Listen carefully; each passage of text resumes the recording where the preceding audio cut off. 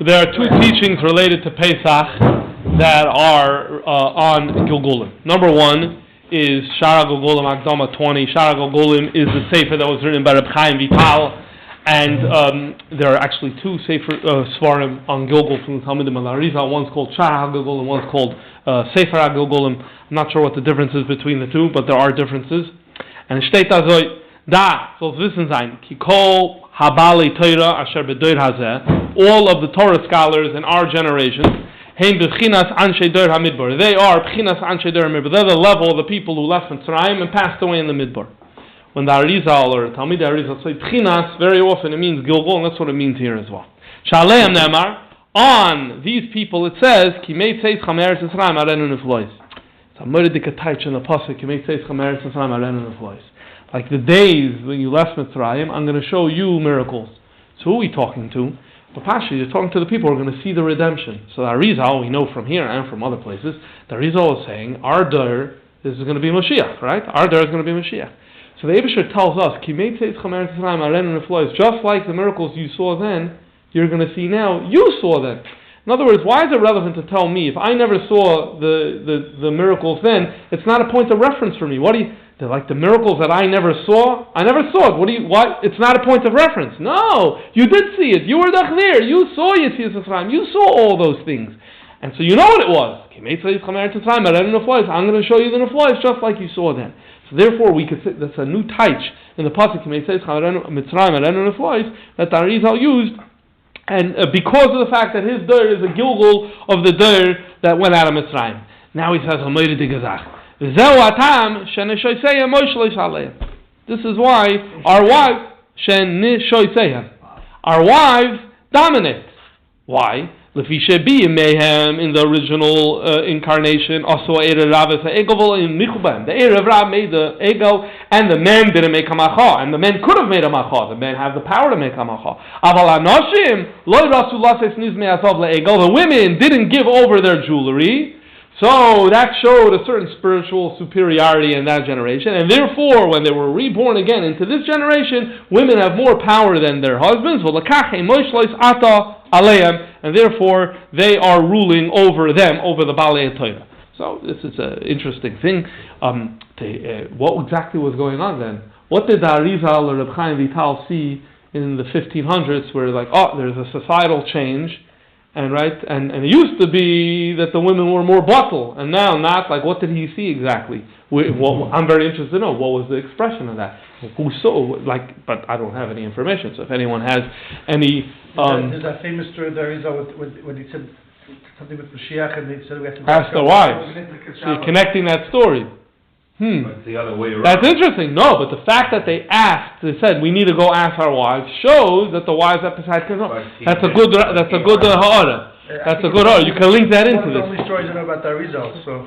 Right. That's also, there's not so many stories that we have from it. This is specifically connected to that story, meaning not that it's a societal thing, but just speaking about that story. The dominant thing, it stops them from Mashiach. I'm just trying to... Could be. By the way, this teaching is here in Shal Gilgulim, and it's in one other place as well, a very similar teaching from the Arizal. So that's teaching number one about the generation that left Mitzrayim being reincarnated in the Dur of the Arizal. It's important to point out here that often you probably heard the phrase that our Dur is a Gilgul of the Dir of Yetzias Mitzrayim. It's in the Rebbe's Torah also quite often that our Dur is a Gilgul of Yetzias Mitzrayim. What's the Maramakim that the Rebbe sends? This is the Maramakim. So now how are you supposed to understand this? This is the Maramakim. This is 500 years ago. So I'm not entirely sure. But you can understand why the Rebbe is saying that. Because the Arizal was saying the Dur that's going to have Geula, our Dur, is the Dur of Yetzias Mitzrayim. Okay, so you could look at it as, be stuck in 1530, 1540, 1570, or you could say whichever generation is going to be the Dur that's Roy for Geula, that generation is the Geula of it. I don't know. It needs more thought, more clarity, but Al Kopanim, what's for sure is the Manamakim for the Rebbe, when he says our generation is a generation that's the Gilgul of Yetzias Mitzrayim, is this. Number one. And in case you're wondering, no, in the class in there, I did not say that. Applies to every generation. What was that? To make Teshkal, that possible will apply to every generation. But then you're implying that the result didn't... Why was the result saying he's bringing a proof from a pasuk, right? But that pasuk only applies to this generation. Well, I just before we answer the question, I don't think he's bringing a proof. He's inserting a taich into the pasuk. That He's pasuk saying now applies. It's just not that shot. In this Pshuto Shomer, and there's the side. Does that only apply to that generation? I think we would say that based on what the Rebbe was saying, I think we would say that this. I don't know how this works. Let me be clear. We're talking about one second. I don't know how this works. This is like mystical stuff, right? But I think you would say, yeah, I can say the same thing about our Dor. We are a Gilgul of the Dor that was Yetzer Mitzrayim, and so therefore we were the ones who witnessed those miracles then, and so it's a point of reference for us, and that we'll see it in the future. Now the question is, how could it be true for the year 2021 and the year 1521 at the same time? That I don't know that answer for. Yeah. No, I'm saying according to this, then Zayidon is a mistake there. So this goes into the whole conversation of when a Gadol B'Yisrael says Mashiach is supposed to come at a certain time and it doesn't happen. We have a very long history of that, and that's a topic for itself that we need to. I don't know. I may have to check. We may have done a shir on that once. I don't remember. But we have a long history of that of Gadol B'Yisrael saying the hours of the time. Then it's a separate thing. We say, okay. You know what? Let's stay on track. That's teaching number 1. Teaching number 2 about Gilgul and Yetzer Mitzrayim is Galus Mitzrayim, also from Chaim Vital, text 2 and Pri Etz Chaim. Kol inyan Eloi hoya rak l'tzaref neshama sehei. The Galus was to cleanse their souls. V'lechein bo b'oisei Galus hagadol.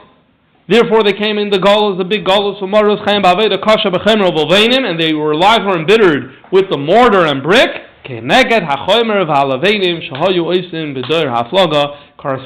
to the chomer, the mortar and brick of the generation that built the tower of Havin. Let's understand this. What's his argument here? The argument here is the generation of the Zer HaFlaga was Nizgalgel in the generation that had Shibud Mitzrayim, and that explains why they have to engage in the same activity that was done in the earlier generation. We have a seat right here. All right. Done in the earlier generation in order to fix the chet that happened then. This is a whole other theme, and that is the theme of a later generation suffering to be misakein for the chet of an earlier generation. By the way, it's interesting because it's Yidden and Dor HaFlaga is not Yidden, but there are other examples of this in the Torah of Gilgulim as well. But the broader point is suffering. You have this as a major subcategory within the story of Gilgul. So, for example, you have a sefer called Shoyrish Yishai. If you remember a few weeks ago, before Purim, we did a shir on the Manas Halevi. The Manas Halevi's name is Reb Shlomo Al-Kabatz, and he wrote one sefer is on the Megillah Esther. He wrote another sefer on Megillah Rus that we read Shavuos, or that we don't read. No, we read Shavuos. Shavuos by night.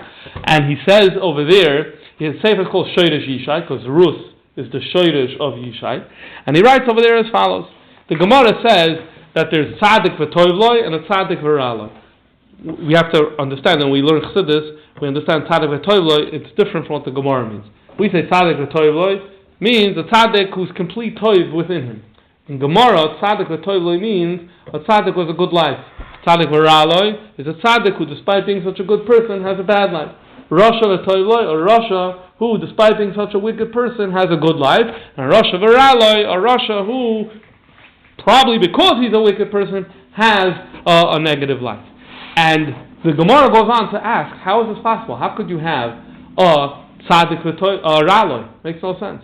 How could you have a rasha v'toivloi? It makes no sense. How could God allow such a thing to happen? Okay, huge topic, huge discussion, right? The Gemara gives a simplistic answer to this question. You want to know a tzaddik v'raloi? Because tzaddik ben rasha. Meaning his father was a rasha. And if you learn the Gemara on Nigla level, you say that although he is not having punishment for his sins, he's having punishment for his father's sins. That's the pashtus. Rasha v'toivloi, the Gemara says it's a Rasha ben tzaddik. His father was a tzaddik. Therefore, he's having bracha in his life, even though he's a Rasha. That's the Gemara on a very basic pshat level. Comes along Reb Shlomo Al-Kabatz, who was a mekubal, and said, no. It's a deeper pshat here. When you say tzaddik ben rasha has suffering, it doesn't mean his father was. It doesn't mean his father was a rasha. No, it means in a previous Gilgul, tzaddik ben rasha, in a previous Gilgul, he himself was a rasha. Now he's taka tzaddik, but 1 second, we have to fix up the suffering of the previous generation. Like he built, in an earlier life, he built the Tower of Babel, and now he needs to fix it up. And the other way around. It could be it's a rasha ben tzaddik, who has a lot of good in his life. Why? Because in an earlier Gilgul, he was the tzaddik, and he was deserving reward. For whatever reason, it didn't happen, so he came back. He's a rasha because he has p'chira chashish, but the Eibusher has to give him his thing. So this is how the Sheirush Yishai of Shlomo Alkabetz explains this. So let's just read it inside briefly in text 3. Al Kain soivlim avoinus rishonim. The later generation suffers the earlier generation. V'hi soid. That is the secret meaning of when the Gemara says tzaddik ben rasha. Koloimer shahaya rasha mikodim, not the son of a rasha, but he in a previous Gilgul was a rasha. The rasha v'toivloi is a rasha ben tzaddik. A rasha was a good life is because he's a son of a tzaddik. What does that mean? Shahaya tzaddik mikodim, he was a tzaddik earlier. Kinidrish b'sefer aboyer. Sefer aboyer is a Kabbalah sefer that is quoted by Ramban and other Rishonim. And Sefer HaBor makes this point pretty clearly, that this is the type in the Gemara. Who soid Yisurav Shel Eov? This is the secret behind Eov. Eov is a full Sefer in Tanakh, all grappling with suffering. I never learned it, so I don't know what it says there. A few things here and there, but I don't know what it says there. But he tells you, I'll tell you, you want to know the long and short about Eov suffering? He was a Gilgul from earlier Russia. As it says in the secret books, meaning Kabbalah, Eov was a Gilgul of Terach, and all the suffering was because of Terach. So this corresponds to text 2, because text 2 showed us the concept that a later generation is suffering the sins of the earlier generation in reincarnation, and here you're seeing that it's laid down as a broad principle. There are many sources on this topic. Now, fine. Kol Anal is an introduction.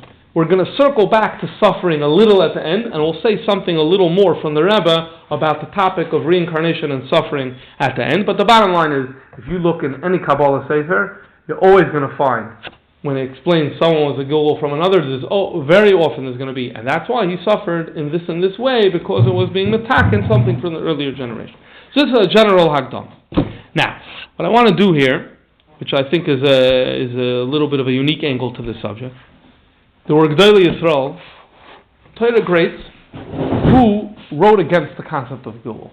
The common denominator between those who wrote against the concept of Gilgul is that they were not Mekubalim. In other words, there's no such a thing as a Mekubal that's against Gilgul. It's not Shaykh. You did have some G'dolei Yisrael, some Rishonim, a little some later, who they came out against it. They were not Mekubalim, and they said they have objections. Some of their objections were with reason. They explained why they don't like the idea. And when I was looking into this subject once, I found it interesting and fascinating, but one of the things I noticed was that if you look at the reasons of why they object to Gilgul, you realize that them and the Mekubalim are b'chlal not having a conversation. In other words, as you're going to see, Chastai Kreskas is a person we're going to talk about soon, the Ikrim, some of these people. They spoke about problems with Gilgul, but those problems were only premised on certain foundations that Mekubalim b'chlal didn't have, in terms of what is the nefesh, in terms of what is the purpose of life. And what I realized was that based on what they understood to be the nefesh, and based on what they understood to be the purpose of life, it was automatic that you can't say Gilgul happens. But once you have a different model for what a nefesh is, and once you have a different model of what the purpose in life is, then automatically all those objections fall away. So that's the bulk of our time today is going to be geared to that.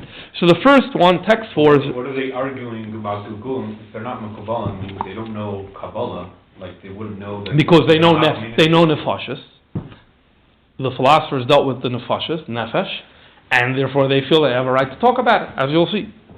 So Reb Chastai Kreskas, so he's a little less well known because he doesn't have Niglas for it. But he was a real Gadol B'Yisrael. He lived in Spain. You see his dates over here, 1340 to 1411. He's a contemporary of the Ran, right? We learn Rabbeinu Nissim on the side of the Rif. So he's the same generation as him. And he's quoted, like in Derech B'Tzesecha, the Tzemach Tzedek quotes him. He wrote books on Jewish philosophy. His main sefer is called Oir Hashem. That's his main sefer. So he writes like there: "In te'atek nefesh adam oy te'atzel." Is it possible that the soul of a person should move or have an atzilus situation, and where part of the soul moves to another person. A certain group calls this Gilgul. So does this happen or not? However, because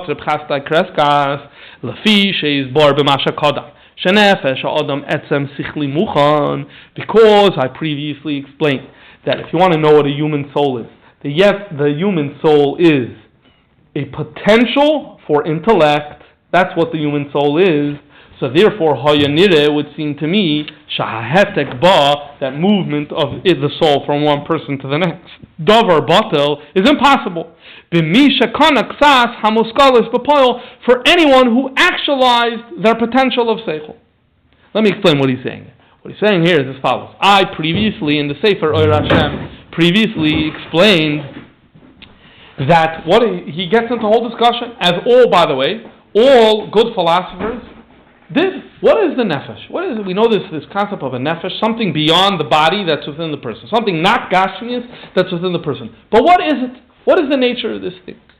Okay, so we today jump to say it's a chelik alakamim al mamish, and that is an example of the idea that every person on the street, and by the way, it's not only Chassidim today.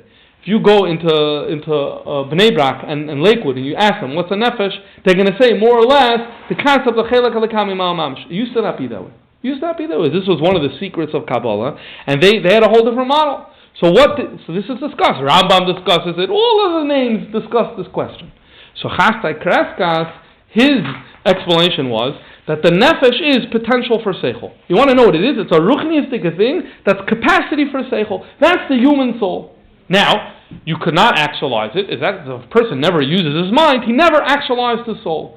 If a person uses his mind, you actualize your soul and you gain knowledge. That knowledge in this model becomes part and parcel of the nefesh itself. The nefesh is potential for seichel, so then when you understand something, it becomes a part of your nefesh. So now, this is what he explained earlier. He says, once you explain that, so how are you supposed to understand Gilgul? You're going to say that entity that is now actualized seichel moved from this person to this person. What's the problem, he's going to say? Then where's all that knowledge? All that knowledge that Reuven had should be in person B, in Shimon. Why? The nefesh is dach seichel. That is what the nefesh is. So Gilgul of the nefesh means that now the actualized seichel of Reuven should move to Shimon. So why does Shimon born Amaretz ignoramus? As he continues to say. Hold on, let's continue. Finish reading the text, then we'll take the question. And the reason why it's not shaykh is shekvar yischayev b'sheni sheyulad maskil b'poyel bezulas limud. The second person who's born should have active intellect, meaning actualized intellect without learning. And this is contrary to what we see in actual fact. Not only today, but in all ages of history, we never heard of such a thing, of children being born with knowledge. So by God, it's the Lashon Shvur or something like that. The only way out of this problem is to say that God hits a factory reset before he takes the nefesh, which is seichel, actualized seichel has been actualized. He hits a factory reset and now it puts it back into other person. But he's like, why? Why would God want to do that? Maybe God knows why he wants that to happen. So this is his issue, his objection with it, which you could already understand. It's all premised on a certain understanding of what the nefesh is, which equals this problem. Now he ends off with a very interesting line. Because the group that teaches Gilgul, so they are found there, it's a kabbalistic group. The investigation, philosophy, is closed. In other words, you can investigate with our premises that we have, that we use to understand things. We can't penetrate Kabbalah. So in Kabbalah, if it's taka tradition, the Kabbalah b'sever panim yafis will accept it happily. This is just there were times where the Choikrim and the Mekubalim went each other very, very hard, and they said, all out war. You don't have that here. He's like, okay, if this is a tradition, I'm going to accept it. But here's my what I don't understand about it. Here is what I'm telling to you. Okay. You're saying Kabbalah is in Kabbalah or Kabbalah is in tradition? Yeah, so I typed this last one in Kabbalah, meaning if it's a tradition, okay? Whereas Yesoida HaKabbalah, also, there I'm not sure, I can go both ways. But earlier when he said, Kasmei Chacham and Gilgul. Oh no, the truth is he didn't use it earlier. Yes, so you can go both ways with the word Kabbalah here. You could say it's like a tradition without one that's understood or being understood. Okay, so this is one example. I should mention here, I didn't include it in the text because it's not so relevant today. Our focus here is all about Gilgul from one person to another. There is another whole concept, we're not talking about it today, maybe another time, and that's Gilgul into an animal, or Doimim, Semeach, Chai, and that type of thing. Reb Sadia Goin has a sefer called Amunas V'Deis. He's much earlier than Reb Chasdai Kreskas. He lives in the 900s. And in Amunas V'Deis, he takes strong issue with Gilgul, but if you look, everything that he's saying is against, most of what he's saying at least, is against Gilgul and animals. So really, if we do a class on Gilgul and animals, we'll come back to that. But I just felt I should just mention that because of he's just a famous name. It's interesting. So they knew enough to know the Mekubalim hold of Gilgulim, but they didn't understand. Correct. They were aware of the fact that Jews were saying. So the Mekubalim didn't explain themselves, or they just didn't hold of it. They argued. It's an interesting question. I'm not sure. You really need to know what their connection, interrelationship was. Also, which writings were popular on this before the Arizal, right? It's another question. Like all the Gilgul Svarim that I know of are from the Arizal onward. You have references here and there, but is there a sefer that's dedicated to explaining Gilgul before the Arizal? I don't remember something. I would think they didn't know anything. The way right, I hear you. That no one knew anything. It's interesting. Okay, that's number one. Number two, the Ikrim. The Ikrim is more famous. The Ikrim is more famous because he wrote a sefer. The main object of the sefer was Rama has Yud Gimel Ikrim. He feels that while all 13 are true and are part of Judaism, only 3 are foundational. Only 3 are foundational. Which ones? I don't remember. Schar V'Oinish is one of them, and the Torah, Schar V'Oinish, and God. 1, 2, 3. He has 3 principles, and he thinks that that's and everything else is details. Shouldn't be part of the 13 principles. But along the way, he does much more, and he deals with Christianity, and he deals with the Karoim and Sedukim, and he deals with all the issues that a thinking Jew had to deal with in his day. He's a contemporary of Rav Chasdai Kreskas, a little later, 1380 to 1444. We also mentioned his name when we did the Shir on the Tortosa disputation, 1414. He was one of the people that was present there. So he says the following: from here, whatever he's talking about before, the Chachamim called Chachmei HaKabbalah, here it's clearly, he's calling them Mekubalim, they have the belief in Gilgul. I don't like it. Why? She'im gozra ha'chachmei ha'yoyin lahashkin ha'etzem ha'ruchni she'ein b'tivoi liyaz ba'al b'chira b'guf ha'noshi kedei l'sum ba'al b'chira, if God chose to take a spiritual entity, namely a soul, and to put it into a body for the purpose of enabling it to have free choice, that's a huge advantage. Indeed, because of this reason of free choice within the human being, the angels made a mistake, as Chazal say in Bereshis Rabbah, when man was created, the angels wanted to bow. Why do they want to bow to the human being? Because they don't have free choice. And man did. And so the angels were awed by that. So that's why it makes sense for a nefesh to come into the body to get free choice. Once a soul came into a body and experienced choice, why should it come back? So here you have to go back and say, one second, what's going on here? Say, what? Why did the Eibishter put the neshama in the guf? What do you mean to be mavar the guf and the skafia, hapcha, and did it b'taktoin? Okay, good. That's another example of hafatzas hamayonis. If you asked him this question, he gave a different explanation. Even in Chassidus we learn that the purpose of creation is to bestow goodness, lahetiv lebruav. This is al derech, lahetiv lebruav. God is sitting there with a whole bunch of nefashis, and he looks at them, and they're very similar to malachim.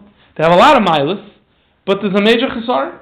What's the chesar? No free choice. A malach can't choose anything. Eibishter has b'chira chashes. He can do whatever he wants. A malach doesn't have b'chira chashes. And a neshama l'mayla also doesn't have b'chira chashes. It's programmed to do exactly what it is. Hashem looks at these nefashis and he says he wants to bestow on them a gift. What's the gift? That they should have freedom of choice so that they're more similar doima to the Eibishter. So how does Hashem give the nefesh this gift? He creates a world, and He creates a body, and He puts the nefesh into the body. Now the nefesh has a choice to make. Is it going to go this way, or is it going to go that way? Is it going to do good? Is it going to go bad? Is it going to be spiritual? Is it going to be material? And now the nefesh acquired the trait of bchira. The malachim, when they saw a human being, they right away bowed. Mamish, doimel eibishter. Who has free choice? God. Now a human being has free choice. We're bowing to you. It was a mistake. But fine, you can understand what's happening here. Okay, so mission accomplished. You gave him what you wanted. You gave him the matana. He has the matana now. Once he was down here in the guf, he had free choice. So mission accomplished. So now why are you going to send it back again? Obviously, as you can tell so clearly, his objection to Gilgul is premised in a worldview that saw the purpose of life in a specific way, which automatically led him to say, Gilgul is not shaykh. That's objector number 2. Objector number 3 is the Yedaya Hapnini. Yedaya Hapnini is some people mistake this and say it's the Rashba. So it's not the Rashba. What happened over here? So what happened here is as follows. The Rashba has never said anything. The Rashba would have been already a mainstream objection. That would be a little surprising. What happened over here is as follows. Why do people think it's the Rashba? It's cited in the response to the Rashba. Okay, we did a shir on the controversy related to the Rambam's works. There were multiple chapters in this long story of the controversy around the Rambam's works. And we say that there are 3 phases. One was B'chaya Rambam. One was after the Rambam passed away, where the Rambam Svarim were burnt, and we spent our time on that topic. And then there's the third one. The third one is during the time of the Rashba. And basically some communities in Provence, they wrote to the Rambam, to the Rashba, who was the Gadol Ador, too much philosophy learning, they're learning more Nevuchim, they're cooking too much in that, it's coming at the expense of learning other important things in Yiddishkeit, and there's not being so miser in Ma'aseh Mitzvahs, and so this is a problem. We need to make a ban, we need to make a cherem against the learning of philosophy. When we say philosophy, it meant both. Learning Greek text or Arabic text, but also including learning things like Mer Nevuchim and other things like that, Jewish texts that deal with philosophy. So the Rashba made a cherem.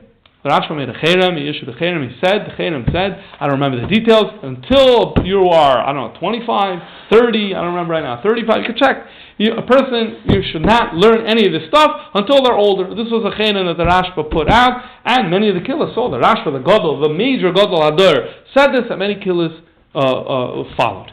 Now, the people who kocht in philosophy, and some of them were very, very, very mahadrim in a mahadrim, but to them this was so important that they should learn this stuff. This was part of their Judaism. They were obviously very mad. They were very, very upset. And so Yedaya Hapnini was one of them. He was not a Gadol b'Yisrael as far as we know. He was into philosophy. And he wrote a letter to the Rashba. And he explained why the Rashba is wrong. Why he thinks the Rashba is wrong. And philosophy is great because of this and this and this and this. All these reasons philosophy is great. And here he's going to give one of the reasons that he thinks of. So when they printed Shalos Shuvas Rashba, which by the way is one of the first Svarim that was printed, within the first 10 Svarim that I ever saw a printing, Shalos Shuvas Rashba shows the Shuvas of the Sefer. It's definitely the first Shuvas that were printed. It was printed still in the 1400s. So I guess they found Yedaya Plini's letter to the Rashba in the collection, so they published it there. Okay, but it's not the Rashba. So what does he write there? He writes, from one of the benefits of learning Hakira is bitul mashehem inuk sas hakadmoinim, is negating the belief of some of the earlier ones, kifi mashe niskar b'sifrei hanefesh, which is spoken about in the books about nefashas, begulgal nefashas. In other words, one of the benefits of philosophy is it negates reincarnation. Why? Because it's terrible. Gilgul is terrible. Why? Because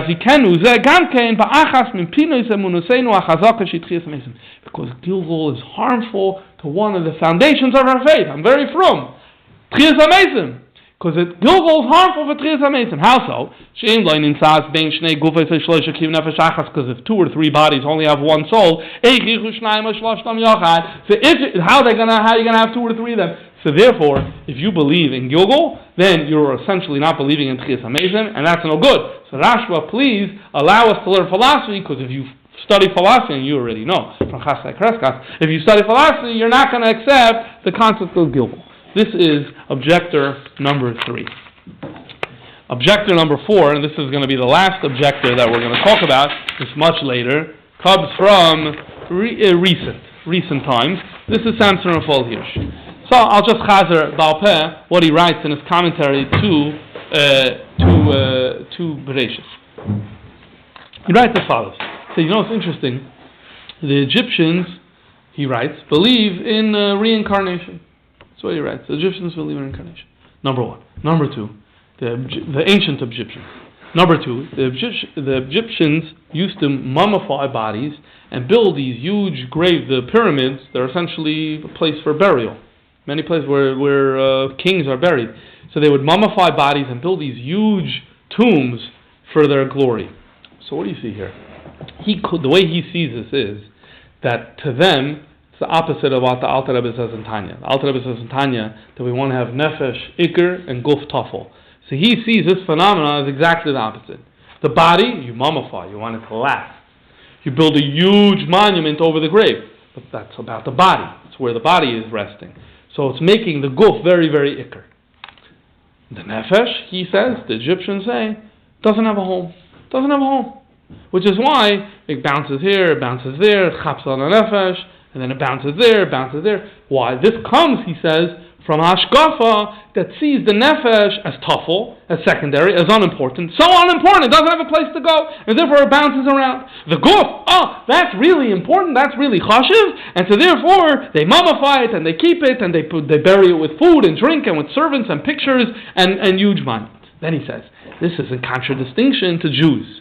His language is a little subtle here. He doesn't come and say, we don't believe in reincarnation. His language is a little subtle. It will be very hard for a Gadol Yisrael in the 1800s to use that language. But what he does say is, we're different. We believe that the nefesh is ikr.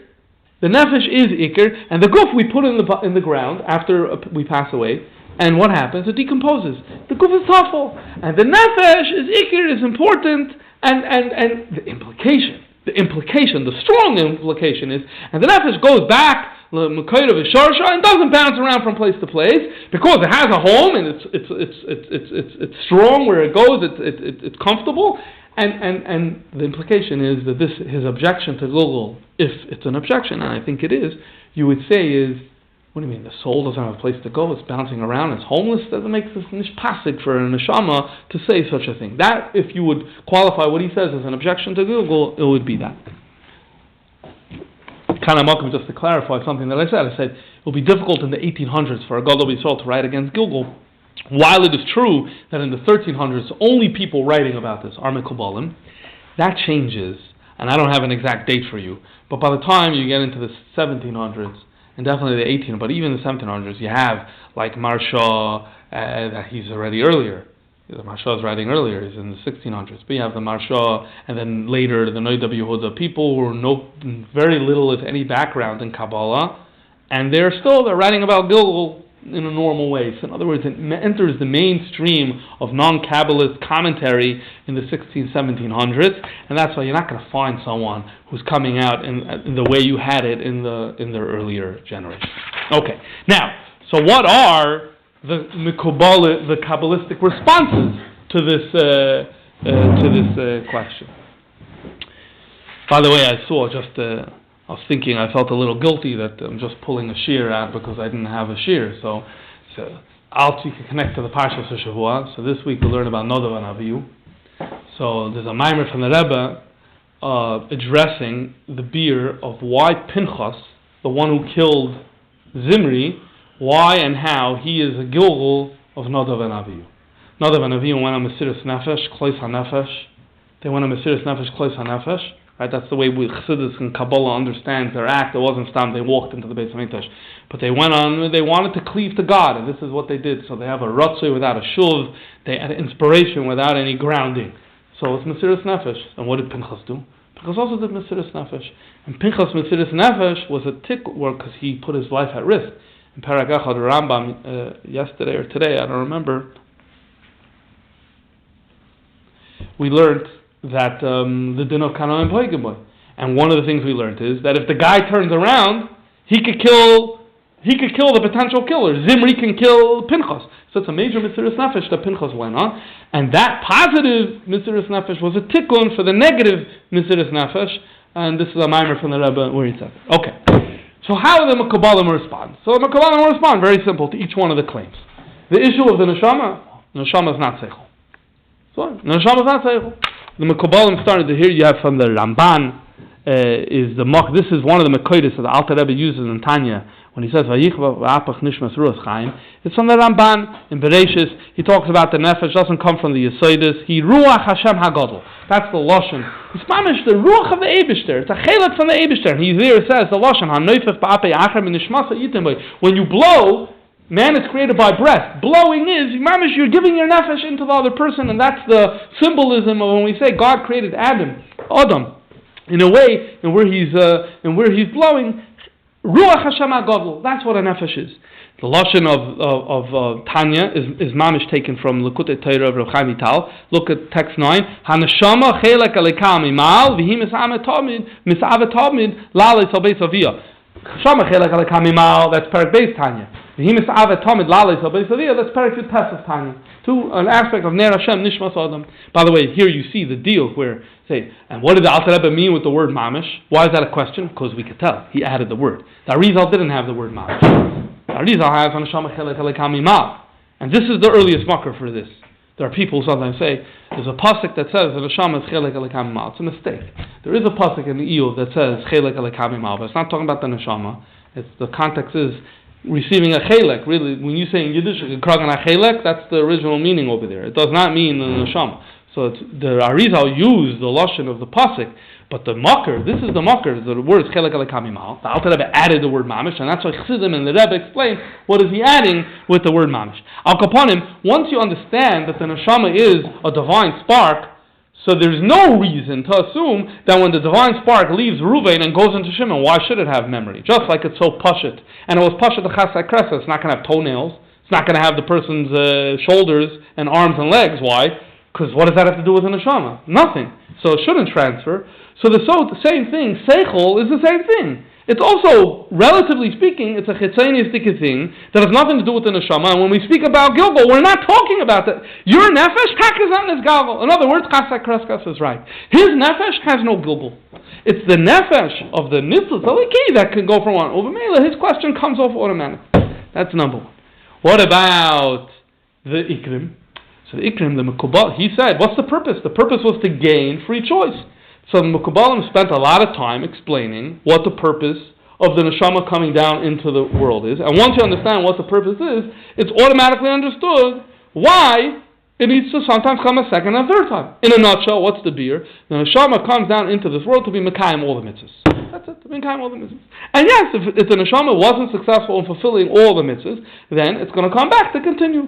And it's to learn, to Mekayim all the mitzvahs, and to learn all of Torah. Let's read that inside.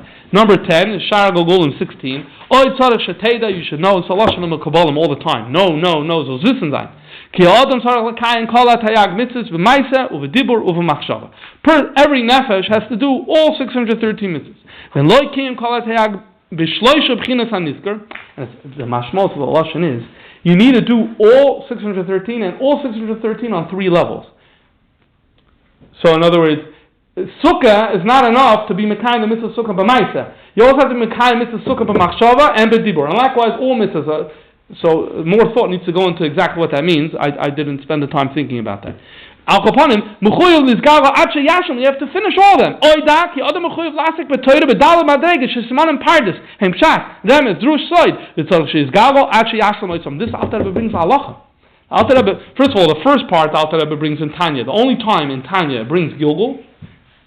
The only time it brings Gilgul is in Parak Lamed Zayin. This Nekuda. Every nefesh has to be Mekayim 613 mitzvahs. Every spark, every nitzvah. And it comes down, and in order for it to have its tikkun, it has to do that. That's the only time in Tanya. And by the way, Chassidus Chabad doesn't talk so much about Gilgul. You have a few references. This is one of them. Why? Because very negeh b'poil. Chassidus Chabad's focus was b'poil. This is very negeh b'poil. To know, it gives me more merits that I need to do certain mitzvahs, and I have to have merits for those mitzvahs. In the Alter Rebbe Shulchan Aruch, in Hilchos Talmud Torah, he brings a second teaching here. The second teaching, and it's by the way in Igeres HaKodesh also, that every neshama has to learn Pshat, Remez, Drush, and Soid. We'll talk about these 4 levels in a second. And he says, and you need to finish all of them, and in Tanya is Moisef, and Moira Dikazin. And every yid has to be mechadish in all 4 areas. Mechadish. And every neshama. which means you need to come and develop something new. You have to new territory in each one of these, and it's imperative. Lashlomas nishmasoi. That's the lashon of the Alter Rebbe there, and these are so. Okay, what's the purpose? You didn't come here to get free choice. Sorry, that's not. In the other model is God created the world to bestow goodness. You have a lot of midrashim, so the Ikrim is working within that model, bestowing goodness. This is not about bestowing goodness. This is about tikkun. The neshama comes down for tikkun. Okay, so it's going to take time to make these tikkunim, to enable these tikkunim.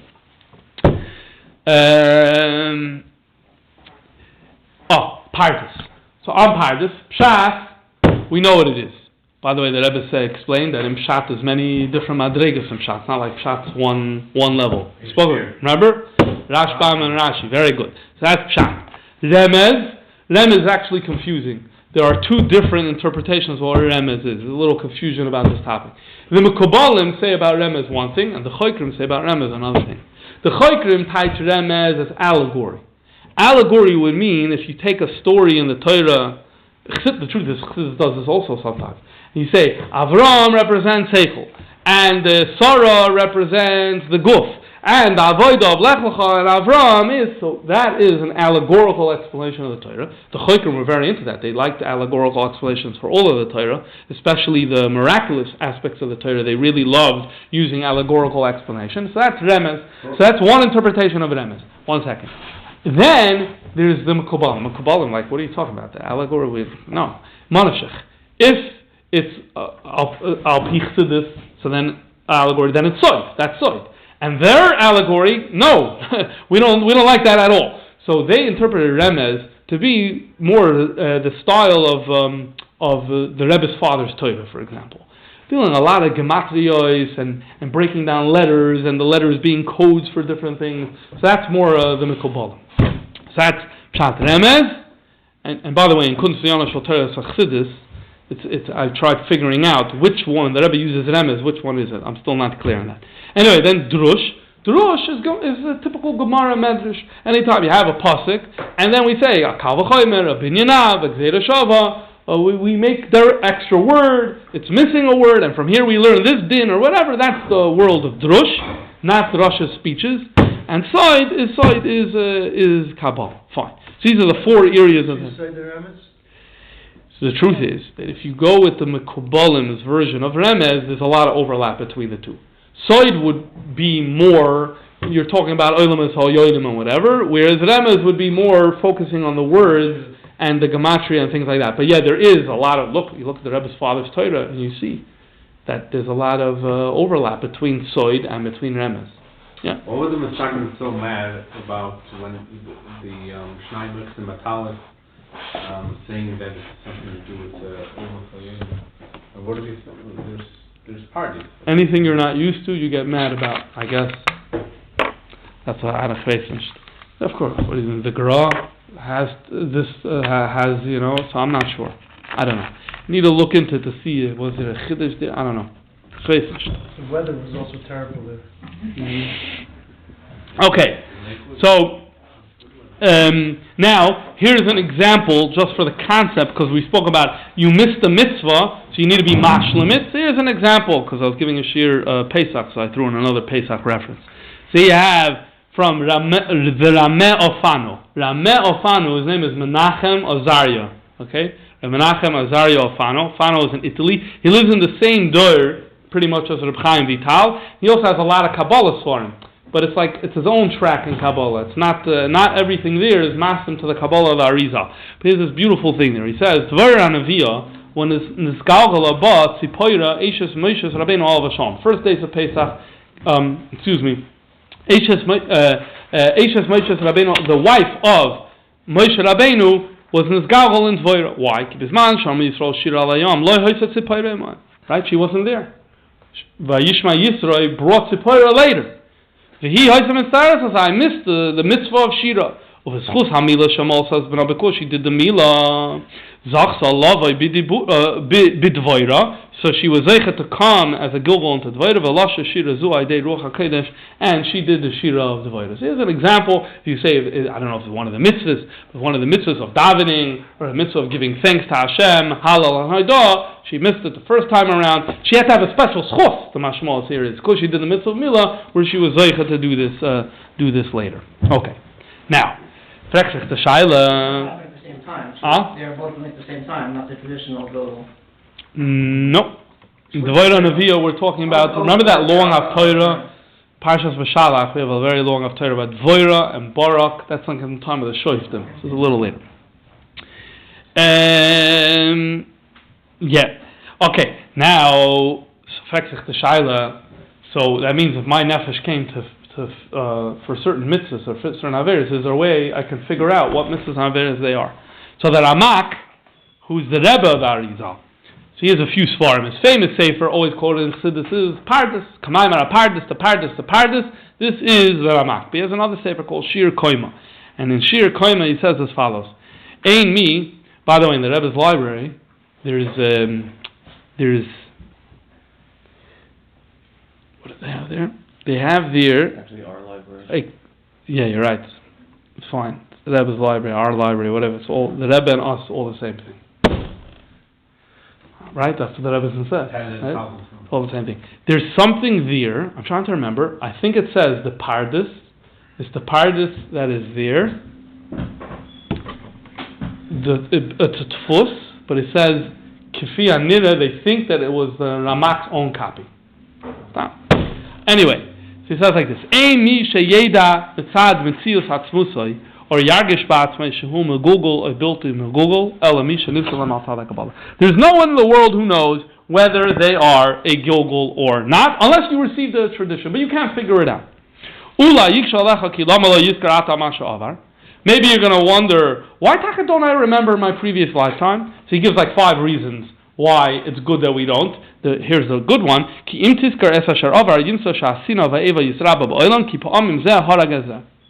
very simple. Imagine you remember your previous incarnation, you're walking down the street. You see that guy, what do you mean? He killed me last time! Right? Could you imagine what type of society we're going to be living in? So we don't want that. So therefore, we don't have any memory of the previous life. If so, one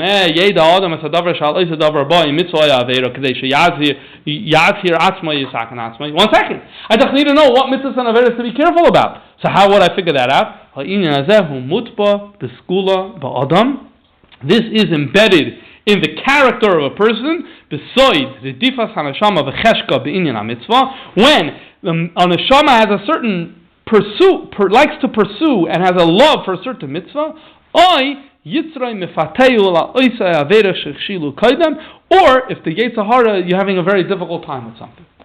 So in other words, like this, the truth is, you have a lot of letters of the Rebbe, without referencing the Ramak, you have this idea. And that is, and sometimes without even mentioning Gilgul, the Rebbe would say every person has a purpose. And you should know that your purpose is, in Daske, the things that are hard for you are your purpose. Or, Daske, the things, the mitzvah that you like, that's your purpose. How do you have both at the same time? The Ramak shows you how you have both at the same time. He divides it by mitzvah avera. So if you have a strong geschmack in a certain mitzvah, that's actually, so it's an inclination of your nefesh. You're attracted to something. Here, attraction means you're here for that. Your neshama is here for that. The fact that you love the mitzvah of tefillin or whatever it is, means your neshama is here for that. In a previous lifetime, you weren't so good with tefillin. On the other hand, you have the flip side. The flip side is, you're attracted to an Aveira. Here we say, your attraction means, again, that your shlichus is in that attraction, which means to break it and to not follow the Aveira. And so therefore you end up having both of these things at the same time. We're able to say both. If you're attracted to something, that means in tzada of a mitzvah saseh, that's your shlichus. You find something really challenging in terms of Aveira, then that's also Vaiti Yishlichus. That's the way to figure out what it is. That's the Ramak, goes back all the way to the Ramak, this Nakuda, this Hezbollah. Now, here's an amazing thing. We answered the two of the 3, you could say already, questions. So if Rav Samson Rafal Hirsch was objecting to Gilgul because it means the nefesh is homeless and doesn't have a place, the answer is that's not what Gilgul is. Gilgul is not that the nefesh is homeless, it has befedish a place, but it has a job to do, and it needs to come back for that. So he answered 3 of the objections. But what about the Tchias HaMeisen objection? So there's a letter of the Rebbe about it, but the answer that the Rebbe gives is rooted all the way back in Chaim Vital already, in Shara HaGilgulim addressed it. He says a moiridik thing. He says like this, although you'll find in all of our books, Ki ploinin is Gilgul, b'ploini, v'achar kach b'ploini, he came into him, and he came into him. Al tita loymar ki anashama harishoina atzma hiyam is galgalas tamid. Don't think that the original soul comes from 1 to 2 to 3. No. Ha'inyan hu, the idea is as follows. Kine kama sharoshim le'in ketz nischalku neshamas b'nei adam. Souls of people are an infinite amount of roots. Uv'sheidish echad, and in each root, yesh kama nitzaitis neshamas le'in ketz. Within each root, you have many different sparks of a neshama. Uv'chol Gilgul v'Gilgul niskanim ksas nitzaitis mem. In every single incarnation of the soul in a body, some of these sparks are fixed. It's those sparks that aren't fixed. And they come, they're the ones who come back. Those that were fixed, they don't come back on them. And they stay, they're stationed where they are. What's he saying over here? Saying like this. Let's talk about let's say Avram. Let's say Avram is the first person, and Avram Avinu has a nefesh. Okay, so for the sake of simplicity, his nefesh, and we're going to make this a little coarser than it is, just for Havana. His nefesh is made up of 100 sparks. Avram Avinu made up of 100 sparks. Okay, fine. Now Avram Avinu has to do mitzvahs. Every mitzvah that he does corresponds with a certain spark. Okay, so let's say Avram Avinu does 50 mitzvahs, whatever. So does 50 mitzvahs. So now 50 of those sparks have been rectified, 50 not. So 50 of those sparks, they go, and the mother in Gan Eden of Avram Avinu, those 50 sparks are there. And they're always there, and they're there forever. And if you want to go talk to Avram Avinu, and you have the ability to go to Gan Eden and to talk to him, you're going to find those 50 sparks. That's Avram. And when Avram is going to come for Tchias HaMeisen, it's going to be those 50 sparks that are going to come into the body of Avram. What about the other 50? They were in Avram. They were in him. But because he didn't do the other 50 mitzvahs, or aveiros, however you want to call it, so therefore, they don't go back to the mother, and for that matter, they're not Avram's neshama anymore. They have nothing to do with Avram. They get passed on to Yitzchak. And so now, Yitzchak has those 50 sparks within him, and he starts his avodah. Now, if he did 50 mitzvahs, good, so now we're done. That becomes Yitzchak. If he did 25, so then those 25 is Yitzchak's neshama, and the next 25 go on to the next person. And like this, what emerges is that in the Torah of Gilgul, in the main Torah of Gilgul, you don't have a concept of your neshama came into me. It's not, those words are not right. It's not your neshama came into me.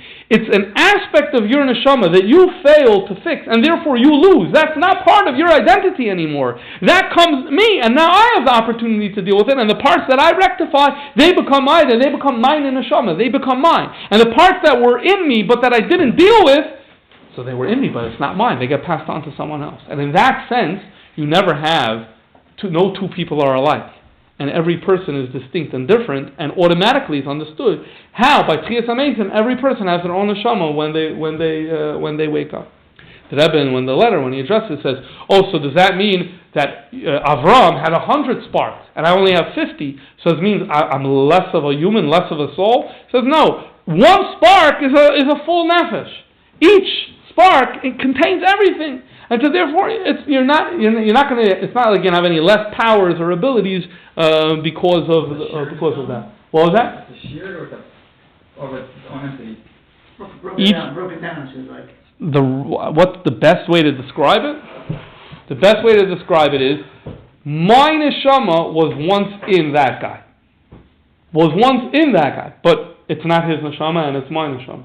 Yeah, I'm talking about Tchias HaMeisen time. What was that? So Tchias HaMeisen is going to be each person with the aspect of their neshama that they were metaken, the aspects of those sparks that they were metaken. Maybe related neshama, I would say. Related, maybe something like that. Okay. Is this related to how does this relate to the idea of like husband and wife being one neshama, part of one? How does it relate to the concept of a husband and wife being one neshama? Why does it have to relate? I'm not sure. Let me say it like this: in the Sefer of the Arizal, a lot of attention on Gilgul goes to husband-wife questions. Husband-wife, the basher, this, that, stuff like. There's a lot of Gilgul that revolves around the issue of who's going to marry whom. But I didn't study the subject. Okay, so let's wrap up and summarize. What was the main thing that we did today? We looked at 4 objectors to Gilgul. We explained what their background was, why they were objecting, or what their misunderstandings were, why they were objecting, and we showed how in the Kabbalistic model, those questions are kasha me'ikara lesa. It's always an interesting reminder. When you see people disagreeing, the disagreement may not be what they're talking about. There may be something much deeper at the root that really is what's the subject of disagreement. But let's conclude now by circling back to the question of suffering. And here is something we touched on in the shir last year. We'll just go bekitzer now. That is like this. The Rebbe spoke in the Lamed Sicha, Tafshon Lamed Aleph, about the Holocaust. And the Rebbe basically explained why, let's say the right way, I have to say this the right way. The Rebbe said that, we can't understand the Eibishter. It's not something that's understood. The Rebbe also explained the neshama is nitzchi. The Rebbe mentioned a few things in these talks. Clearly, the Rebbe was addressed that one of these Fabrengas, I believe, Eli Wiesel was present. One was Simchas Torah, and one was Yud Aleph Nissen. Simchas Torah, one was Tafshon Lamed Aleph, one was Tafshon Lamed Gimel. At this time, the Rebbe didn't give any explanation. Didn't say a beer of why the Holocaust happened. If anything, it was you can't explain. At this time, Rabbi Nissen Mangel, was gesund. He was giving lectures in a university in New York University, NYU, I believe, or maybe it's Columbia, and on Gilgul and the Holocaust. I don't know how. He had a connection with someone. They asked him to come, and he's a survivor. So he spoke, and he basically gave them a few lectures explaining to them what Gilgul is, and said that I don't know exactly the words that he used, but he explained that according to Gilgul, there's different. I never heard his presentation on Gilgul itself, so I'm not sure which explanation he used, whether it was Gilgul from a previous generation that did Averis, or whether it was some other thing, but the beer was a Gilgul explanation. Anyway, here's the Rebbe talking about Fabrengen. The Rebbe didn't say. The Rebbe, if anything, said that you can't understand. Why didn't the Rebbe say Gilgul? So he wrote a letter to the Rebbe. He wrote freely, very often to the Rebbe. And Baruch Hashem, he gave a picture of his letter with the Rebbe's Ksav Yad in a Shura that he gave out for his kid's wedding a few years ago. So he describes, he says, this is what I'm explaining. The Rebbe didn't say it, so am I wrong? That's basically the question that he asked. And the truth is, if you look at all the early Kabbalistic sources, you can totally have a right to say that. There's so much precedent upon which to say that, because Mekubalim have been saying that in every generation. And so the last words of his letter were, Baruch Hashem niskabel ze esla. So the Rebbe circled that and wrote, Kivain shamaminim b'soid ha'gugul. Kivain shamaminim b'soid ha'gugul. So now he has to try to say, what's the Rebbe saying? So I was discussing this with him. I spent a lot of time once in a car, and that's a great place to talk to people, because it's a captive audience. What did the Rebbe mean with these words? Kivain shamaminim b'soid ha'gugul. So he understands Pshat, if I recall incorrectly, that this is one beer, why the Rebbe didn't explain, it will become a little clearer soon, why the Rebbe didn't say this at the Fabring. They believe in the secret of Gilgulim, your students over there at NYU. But there are other Jews who don't. So now we're going to explain the Holocaust based on something that some Jews don't believe in. That's not going to get you too far. He went, if I recall correctly, he went further. And it's not that they don't believe in Gilgul because they're atheists. They don't believe in Gilgul, and they could point to Mekaydes and Gedolei Yisrael that didn't accept Gilgul. That's what Rabbi Mangel told me, the way he understands what the Rebbe is saying. Then, that's reason one. Then the Maimon continues, the Rebbe writes,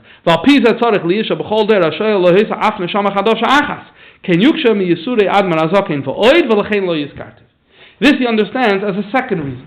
The Rebbe is giving a second explanation of 6 million no neshamas chadashos. Of course, it has to be neshamas chadashos. Now we learn. What do you mean? Only the Alter Rebbe. So Kinira, not only the Alter Rebbe. In every generation, you have neshamas chadashos. Maybe some of you here think you're a neshama chadashos. Amongst the 6 million, there had to have been neshamas chadashos. So how do you explain the Holocaust for them? Gilgul is not going to be an answer. And the Alter Rebbe suffered, and he was in a Neshama Chadasha, so Gilgul's not going to work for him. So L'chein lo yizkartiv, therefore I didn't mention it for these two reasons. This is the way this is the way the minor that it was given to Rabbi Mangel. So it's interesting, although you do have that long tradition of using Gilgul to explain suffering, here the Rebbe is pointing out there's some shortcomings, like the Alter Rebbe, or the fact that some people don't accept the beer. Why can it be a combination of two explanations that there's Gilgul and also misdeeds? Yeah, well, maybe you could. I mean, you're not going to say that to the I'm Alter saying- Rebbe, but no, yeah. Of course you're not going to say it to the Alter Rebbe, but you could always... Come up with a different beer. Yeah. Okay, fine. But it's fine, that it's not No, Gilgul. fine, okay, fine. That's not Gilgul, yeah.